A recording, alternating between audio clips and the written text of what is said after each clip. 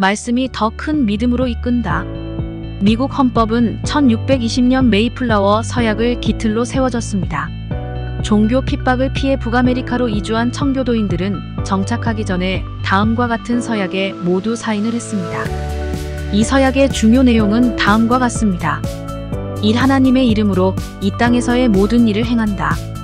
2. 하나님의 은총을 통해 살아간다. 3. 하나님의 영광을 위해 살아간다. 4. 하나님의 거룩하신 존전에서 살아간다. 미국이 지금처럼 세계 최고의 강대국이 될 수 있었던 것은 하나님을 향한 신앙을 기틀로 나라가 세워졌기 때문입니다.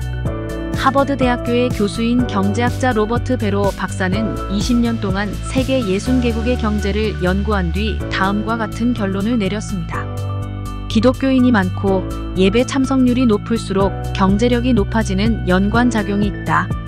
그리스도인이 바라고 꿈꾸는 복은 세상의 복과 다릅니다.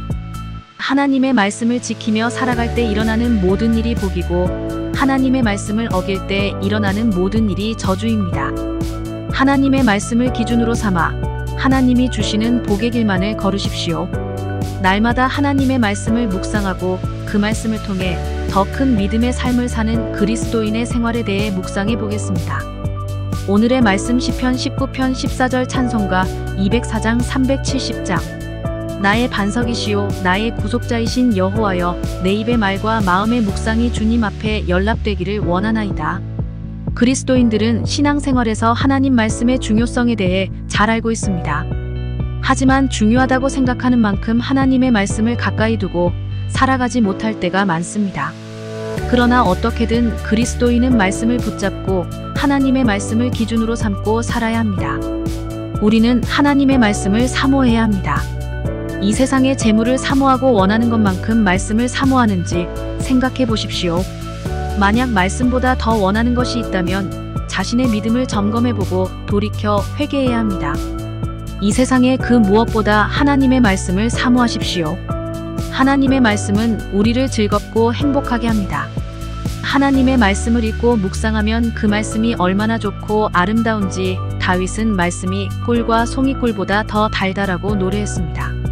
하나님의 말씀이 우리의 삶을 얼마나 아름답고 윤택하게 만드는지 경험해 보십시오. 말씀은 우리가 어떻게 살아야 할지를 깨닫게 하십니다. 말씀을 읽으면 자신의 부족함을 발견하게 되고 더 하나님께 나아가 하나님을 의지하게 됩니다. 하나님을 향한 믿음이 더욱 깊어지게 되는 것입니다. 그리고 하나님과 함께 이 세상을 믿음으로 담대하게 살아가게 되는 것입니다. 그리스도인은 언제 어디서나 하나님의 말씀을 떠나지 않는 삶을 살아야 합니다. 그리스도인이 말씀을 떠나면 죽은 것이나 다름이 없습니다. 말씀과 함께하지 않으면서 스스로 건강한 그리스도인이라고 생각한다면 잘못된 것입니다. 그러므로 언제나 말씀을 깊이 묵상하고 그 말씀대로 사시길 바랍니다. 오늘의 기도. 주님, 날마다 하나님의 말씀을 읽고 묵상하게 하옵소서. 말씀을 통해 삶이 변하고 하나님을 향한 믿음이 더욱 깊어지게 하옵소서. 예수님의 이름으로 기도합니다. 아멘.